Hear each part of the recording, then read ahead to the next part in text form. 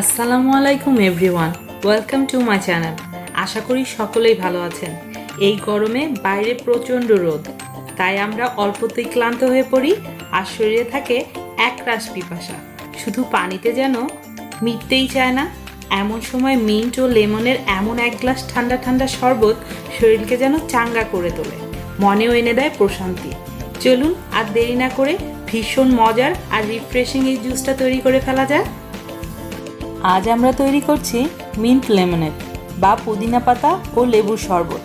2 glass juice তৈরির জন্য প্রথমেই আমি একটি ব্লেন্ডারের জারে 1 কাপ নিয়ে নিচ্ছি ফ্রেশ পুদিনা পাতা। এটাই এই জুসের মেইন উপকরণ। এখন আমি এখানে দিয়ে দিচ্ছি 4 টেবিল চামচ পরিমাণ চিনি। আপনারা যারা চিনি খেতে কম চান তারা একটু কমিয়ে নেবেন, বা বেশি খেতে চাইলে একটু বাড়িয়েও দিতে পারেন। এখন দিয়ে নিচ্ছি লেবুর রস।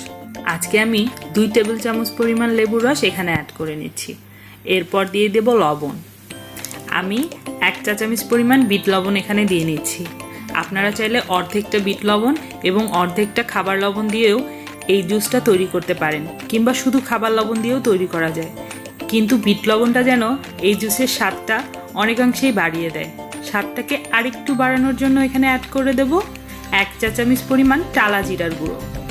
চেষ্টা করবেন টালা জিরার গুঁড়োটাকে অ্যাড করার জন্য, তাহলে জুসটার স্বাদ অনেকাংশেই বেড়ে যাবে। এরপর অ্যাড করে নেব 1 কাপ পরিমাণ ঠান্ডা ঠান্ডা পানি।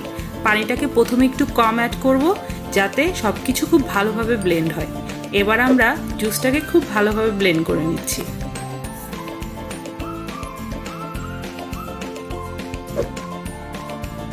আমাদের ব্লেন্ড করা হয়ে গেছে, ঘর ভর্তি মিষ্টি পুদিনা পাতার গন্ধে ছেয়ে গেছে।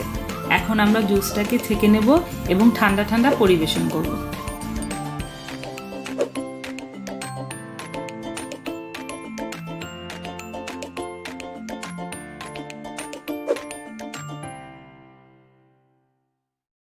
পরিমাণ মতো আইস কিউব দিয়ে জুসটাকে পরিবেশনের পর আমি এখানে একটু ঠান্ডা পানি অ্যাড করে দিচ্ছি।